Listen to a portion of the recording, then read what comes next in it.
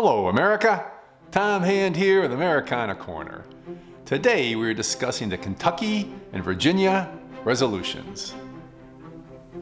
In response to the Alien and Sedition Acts passed by the Federalist-controlled Congress in July 1798, Democratic Republicans howled long and loud about the legislation that they viewed as an assault on both their party and the Constitution.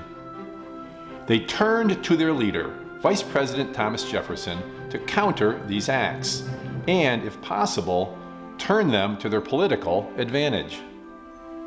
Jefferson in turn enlisted the support of James Madison, his fellow Virginian and brilliant political protégé. The two men created their rebuttals separately, with Jefferson's version being fairly radical, while Madison drafted a more balanced argument against the acts. Jefferson's draft is known as the Kentucky Resolutions because it was prepared for the Kentucky legislature. Jefferson invoked the theory that the federal government was a compact of states, much like they had been under the Articles of Confederation, and that the states did not need to comply with federal laws they found to be unconstitutional.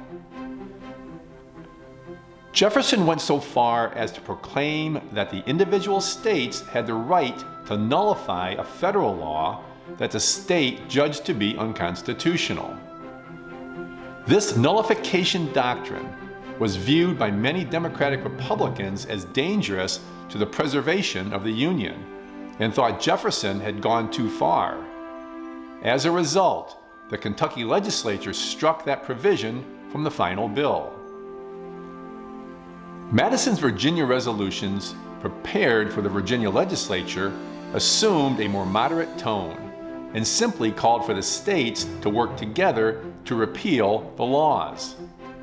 Madison, the chief architect of the Constitution, did not agree with Jefferson that the states had the right to declare a federal law null and void.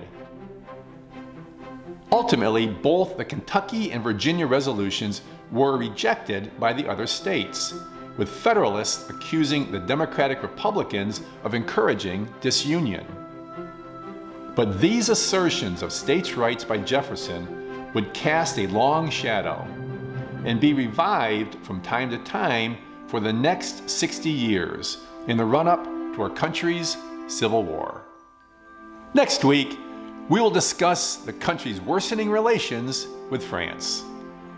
Until next time, may your love of country lead you.